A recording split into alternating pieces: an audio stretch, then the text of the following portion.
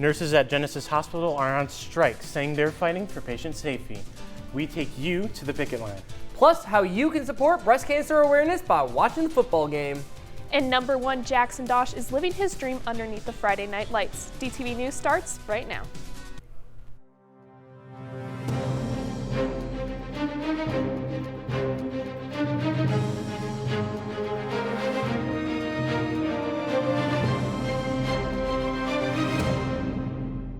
Patient safety, that's one of the things nurses at Henry Ford Genesis Hospital say they're fighting for. Good afternoon, Davison. The strike involves approximately 750 registered nurses and caseworkers from Teamsters Local 332. They say they are seeking a new contract with safe nurse-to-patient ratios, competitive wages, and better working conditions. DTV reporter Montana Arms joins us live in the newsroom. Montana, you are right there on the picket lines. Tell us what's happening.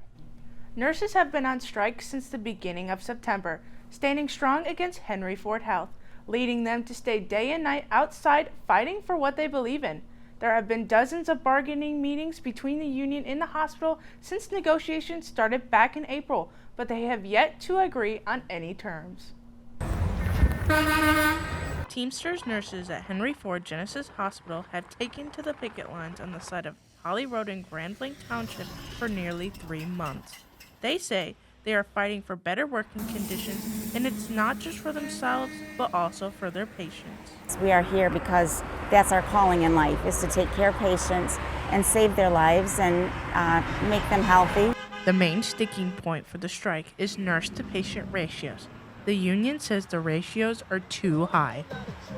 The reason I'm out here right now is because when I send patients to the floor, the nurse is supposed to have between 5 and 6 patients, and Henry Ford chooses for them to have 10, 11, and 12. That's the reason we're out here right now. Mark is a registered nurse and has worked for Henry Ford for over 20 years. Chantel is a nurse at Henry Ford and has been for the last 7 years. She works in the emergency room, and she says at times she is so overloaded with patients she can't stop for a second. I don't take breaks. Some days I don't even go to the bathroom for 12 hours. I very rarely take a lunch because there's no other nurses to take over for us. They're all at their maximum limit as well. So I personally work as hard and as fast and as smart as I can, but it's still only so much you can do. Henry Ford Health believes that nurses are causing their own problems. They state to maintain ideal nurse-to-patient ratios, people need to come to work. Teamsters members called off 5,872 times between January 1st and August 18th of 2025. Henry Ford also cited research that indicated mandated ratios don't change patient outcomes or lead to a better patient experience. While the data and research provide one perspective, for many people in the community, these changes have a real and personal impact that go far beyond statistics. They've closed down units, they've closed down the pediatric unit, they've closed down the specialty care unit. I don't feel comfortable with my grandson being born here, so he's going to be born over at Hurley. That's one of the changes we've felt. My family has felt it financially. My wife also works here in the operating room, so there's 2 of us out here on strike, but we are going to move forward in a positive format for our community. The 2 sides began negotiations in April, and the nurses went on strike on September 1st. As both sides continue working to resolve the strike, the nurses are keeping their heads strong. There is hope in sight. We hope Henry Ford will negotiate with the Teamsters and come up with a fair contract for both, because that's what it's going to take. But it's really a bigger issue. We need to change the view of healthcare in our entire country. Many hospitals are like this. Many hospitals are short-staffed. Montana Arms, DTV News. Thanks, Montana. We are wrapping up this week with tomorrow night's big senior night football game as Davison takes on Lapeer for their last regular season game. It's all happening right here at home. Right before the game, senior members of POM, dance, cheer, marching band, and football will all be recognized. If you're a senior member of any of those teams and want to be acknowledged, make sure you fill out a form and turn it into your coach as soon as possible. And not only is it going to be senior night, but it's also going to be Pink Out. And Student Council is trying to get as many people as possible to show up in pink while raising money for a cancer research foundation. They will continue to sell bracelets and suckers for $1 each during all lunches tomorrow. The person with the most pink on during school will win a prize. We have the winner of the 3rd annual 1-inch segment championship in the construction trades class. This year's grand champ is Nick Pfeiffer. The competition was to label a full 1-inch segment on a measuring tape the fastest. Nick is now the proud owner of the grand champ belt. Great job to everyone who competed, and congrats to Nick. Tomorrow is the last day for college visits. Both Adrian College and U of M Dearborn are visiting. They'll be in the library from 1 until 2. If you need some help figuring out where to go after high school or are looking to build some connections with a school of your choice, this is a great way to get started. You can find the link to sign up for visits in your class of 2026 or 2027 Google Classroom. The first intersession of the year is coming up, but we still have a couple of club meetings to finish off the week. Today, the Astronomy Club is going to be meeting right after school till 3:40 in room 342. Next up, the Chess Club will be making brilliant moves in Mr. Wilcox's room 312 after school until 3:45. To finish the day off, the Fishing Club will be meeting from 3 to 4:30 to start rigging their pools for their next outing on the 27th. They will be meeting in the construction trades classroom. It is finally time to dress up as the Pink Ninja this Friday. It's a tough decision between Zane and Floyd. Either one, you might want to add on a pink jacket along. More about your future costume planning and weather. And in sports, a Cardinal football player tells his story on how he got to where he is now. Hey Cardinals! Home game this Friday against Lapeer, and it's Breast Cancer Awareness Night. It's also senior night, so come support your football, dance, cheer, pom, and marching band seniors. The theme is also pink out, so make sure you show out in your pink, and you can even get these pink crew necks from the Cardinal shop thanks to Mr. Ames. See you there!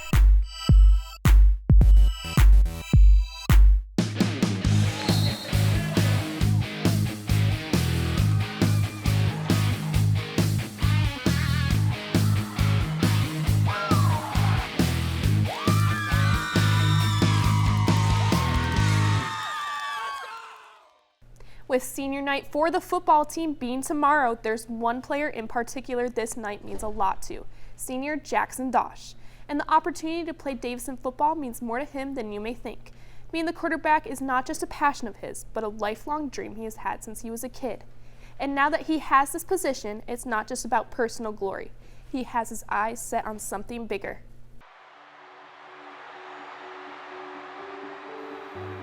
Who knew? One moment. One big victory for Davison High School history could spark such a passion for a young kid. I was in like 6th grade. That's when I first started liking football. And that was around like, I think when Brennan and that team won the state championship. I'm like, dude, this is awesome. Like, I want that to be me. So that's kind of where it kicked off at. Attending every game, Jackson's dream was driven by the vision of playing underneath the Friday night lights on the same field as his idol, Brennan Sullivan. It's everything I dreamed of, even when I was a younger kid. Just come to the games every Friday, even if they're away. I wanted to be in these shoes where I'm at right now. I knew it just wasn't going to be handed to me, so I knew I had to do the extra stuff, go out on the field all by myself, and even get some of my guys, some of my receivers to come out and work with me. Those dreams carried him to Cardinal Stadium, where he met DHS varsity football coach Jake Weingartz and saw firsthand Jackson's development. You know, like I said, he's one of the hardest workers I've ever been around. And we've had some really, really good quarterbacks come through here. And he's, you know, obviously, I mean, he's right with Brennan Sullivan. You know, I mean, he's a Division I athlete, and those don't come around very often. The impressive dedication Jackson has on and off the field doesn't go unnoticed. It shines through to everyone around him. Like I said, he's the first one to practice. He's the last one to leave. Lifts hard every single day. Does everything the coaches ask of him and more. You know, so the guys obviously look up to him off of his work ethic and, you know, how he carries himself in school, in the community, and then obviously on the field. He's always been a good leader.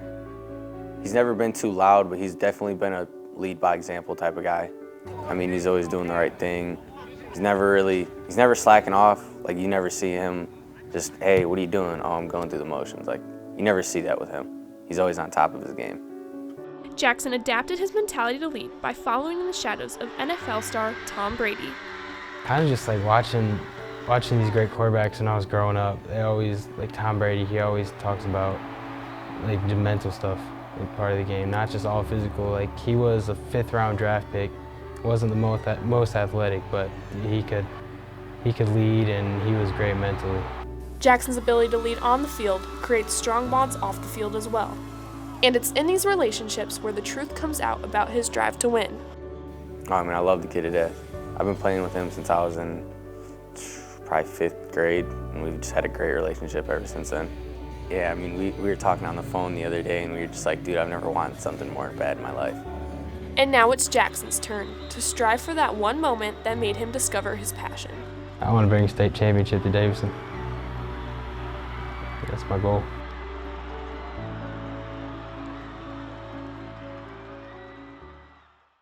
You can cheer for Jackson Dosh and the football team tomorrow night.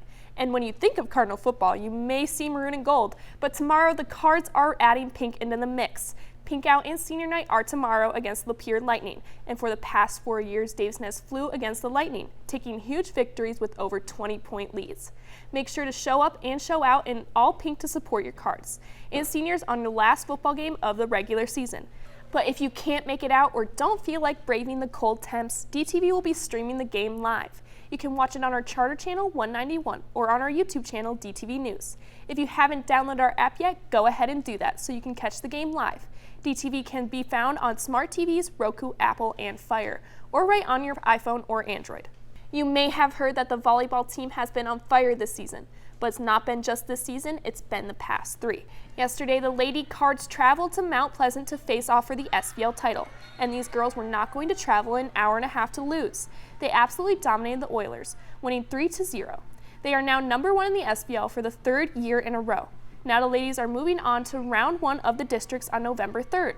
The Cards are in District 4 with Holly, Grand Blanc, Fenton, and Lapeer. We are starting to head into the weekend, so let's take a look at our upcoming sports. Starting off, the swim team is diving in against Powers Catholic at Kersley Pool tonight at 6. Tomorrow is again the big Pink Out football game against Lapeer Lightning at 7. And finally, on Saturday, the cross-country team is leaving in the morning, heading to Mount Pleasant for an MHSAA meet at 10. Good luck and go Cards!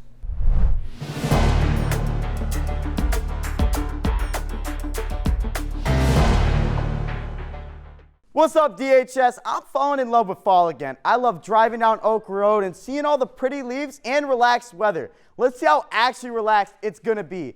And on your screen right now is going to be the 4-day forecast. And as you see, it's a high of 51, low of 35 for today. And you're going to see it's cloudy. Looking at tomorrow, that game day, high of 51, low of 33. And once when it gets to that 4th quarter where the sun's gone, it's really going to get in those 30s. That's why I told you, make sure to wear that jacket because that's going to be very important. Bring a blanket, jacket, anything you can do to warm up because it's going to get to those 30 weathers and it'll get really cold for those people watching in the stands. Now we're looking at the weekend here. Saturday, high of 54, low of 32. And then on Sunday, this looks like an absolutely beautiful day to get outside and have some fun. High of 56, low of 32. That's going to be absolutely awesome. Just get outside. I know I'm going to get outside and play basketball with my family, have some fun. Now, let's take a look outside. And as you're seeing just this morning, that cloudiness I was just talking about for today, and that's really what it looks like. Now, I'm going to send things back to the desk. Of course, our DTV picture of the day had to be the DHS volleyball team. Here they are posing with their trophy last night in Mount Pleasant. Congrats on being SVL champs 3 years in a row. Good luck in districts. You can submit a picture of the day on our Instagram, Facebook, or the Google form in the dtvnews.org website.